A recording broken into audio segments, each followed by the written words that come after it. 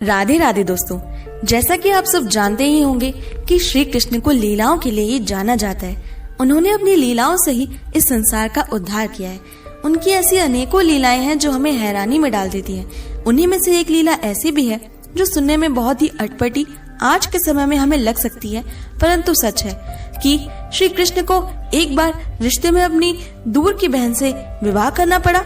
दोस्तों, सबसे पहली बात, जो लोग श्री मित्रविंदा और कृष्ण के रिश्ते को गलत मानते हैं, ये कहते हुए कि मित्रविंदा संबंध में उनकी दूर की बहन लगती थी, उन्हें ये जान लेना चाहिए कि उस काल में इस प्रकार के वैवाहिक संबंध आमतौर पर प्रचलित थे और अर्जुन और सुभद्रा रानी का वैवाहिक संबंध इसका सबसे बड़ा उदाहरण है। दोस्तों, जैसा कि आप सब जानते हैं कि श्री कृष्ण की 16,108 पत्नियां थी, उनमें से 8 पत्नियां प्रमुख थी।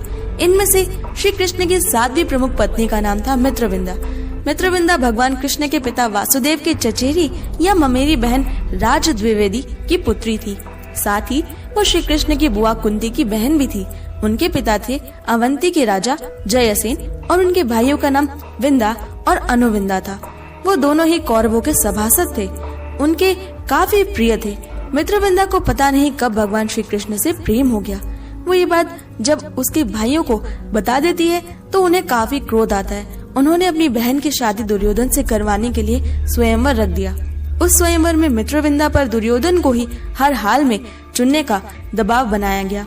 मित्रविंदा के स्वयंवर में सभी रिश्तेदारों को और महाराजाओं को बुलाया गया, लेकिन द्वारिका नरेश भगवान श्री कृष्ण और बलराम को नहीं। बलराम को इस पर काफी क्रोध आया और उन्होंने साफ साफ श्री कृष्ण को बता दिया कि ये स्वयंवर तो केवल एक ढोंग है। मित्रविंदा के दोनों भाई उसका विवाह दुर्योधन से ही करवाना चाहते हैं। दुर्योधन भी ऐसा करके अपनी शक्ति में वृद्धि करना चाहता है और युद्ध में अवंती के राजा दुर्योधन का ही समर्थन करेंगे।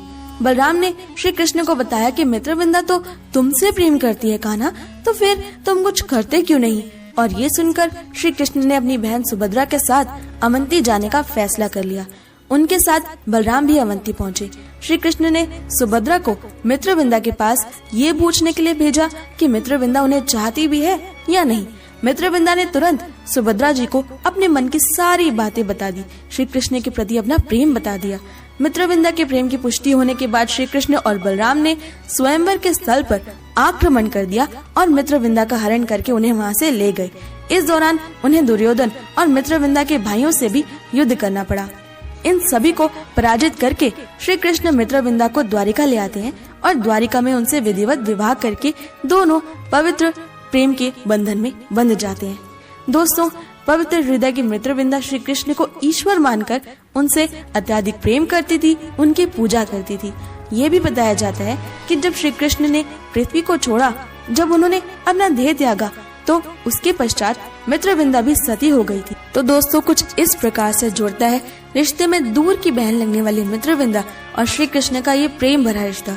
वो श्री कृष्ण की प्रमुख 8 पत्नियों में से एक थी। सदैव वो श्री कृष्ण की प्रिया बनकर और द्वारिका की महारानी बनकर वहाँ पर वास करती हैं। आपको ये कहानी कैसी लगी हमें कमेंट करके जरूर बताएं और अगर आपको ये वीडियो पसंद आई तो उसे लाइक, शेयर और हमारे चैनल को जरूर सब्सक्राइब कर लें। नोटिफिकेशन बेल भी ऑन कर लें ताकि हमारी सारी नई वीडियोस की नोटिफिकेशन सबसे पहले पहुंचे आप तक। मैं मिलती हूँ आपसे अगली वीडियो में। तब तक के लिए stay happy and Radhe Radhe.